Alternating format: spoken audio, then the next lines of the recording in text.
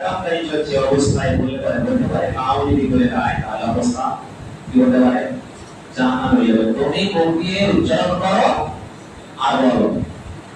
এই অবস্থায় যদি বলা যায় সময় মধ্যে না ঘুরিয়ে তুমি কতটুকু দেখা যায় না সেটাই তো পারে দেখা যায় তো কোরআন পড়া যাবে এটা এখন কিছু আছে যে না যাবে না যদি অনেক লোক বলে কিন্তু বিশেষ করে দক্ষতা আলিম ওলামায়ে আছে যতটুকু তাদের কাছে এই কোনো প্রশ্ন হোক না কেন ভালো করে আগে জিজ্ঞাসা করবেন কোরআন এবং সহিহ হাদিসের কোন জায়গায় যাতে উত্তরটা দিই যোগ্য যারা তাদের প্রশ্ন না সামনে সামনে যখন আমারও মুক্তি হয়ে যায় এরকম আছে এরকম আছে ওটা জানা না এটা ঠিক আছে ওই ওটা ঠিক আছে আপনি তো না করে মুক্তি হয়ে গেলে আর কোন মুক্তি না এই কাম হয়ে গেলে যোগ্য আলেমা হয়ে যাবে সোলাবে যাই হোক না কেন সময় হয়ে গেল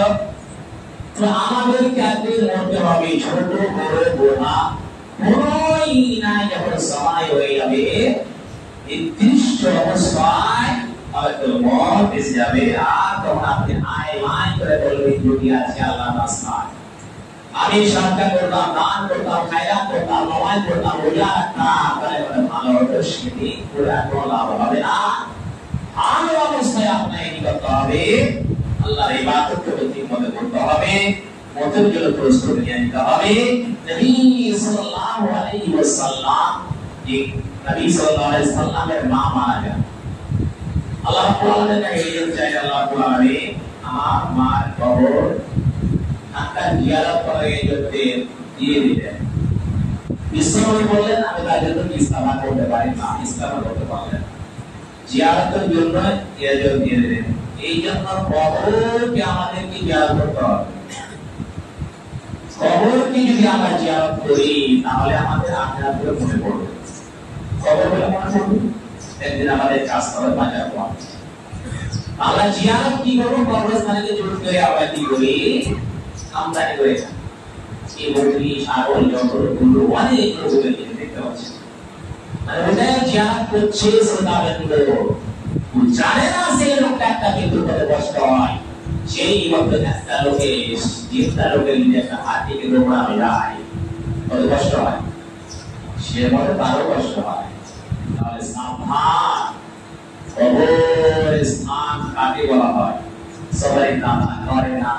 মামা কে তো আমরা কবরস্থানকে আবার কিনে যাবো খালি বারবার বললেই হবে না আমরা একটু করে সারা জীবন চলে যাবো শ্রোতাবৃন্দ মৃত্যুর কথা স্মরণ করে পৃথিবীর লোকগুলোর সাথে পড়ে খবরদার হাকিয়ে না এখনো সময় আছে ইসলাম করে আল্লাহ দরবারে আসবে আল্লাহ রাব্বুল আলামিন মাফ করে দিবে সুবহানাল্লাহ যাই হোক সময় হয়ে গেল এই কথাগুলি বললাম আল্লাহ রাব্বুল আলামিন যেন আমাদেরকে সঠিক ভাবে আমল করার তৌফিক দান করেন আল্লাহুম্মা আমিন সুবহানাল্লাহ বিসমিল্লাহির রহমানির রহিম আল্লাহু আকবার আল্লাহু সামাদ লাম ইয়ালিদ ওয়া lam yulad ওয়া lam yakul lahu kufuwan ahad اللهم صل على محمد وعلى ال محمد كما صليت على ابراهيم وعلى ال ابراهيم انك حميد مجيد اللهم بارك على محمد وعلى ال محمد كما باركت على ابراهيم وعلى ال ابراهيم انك حميد مجيد سبحان ربك رب العزه عما يصفون وسلام على المرسلين والحمد لله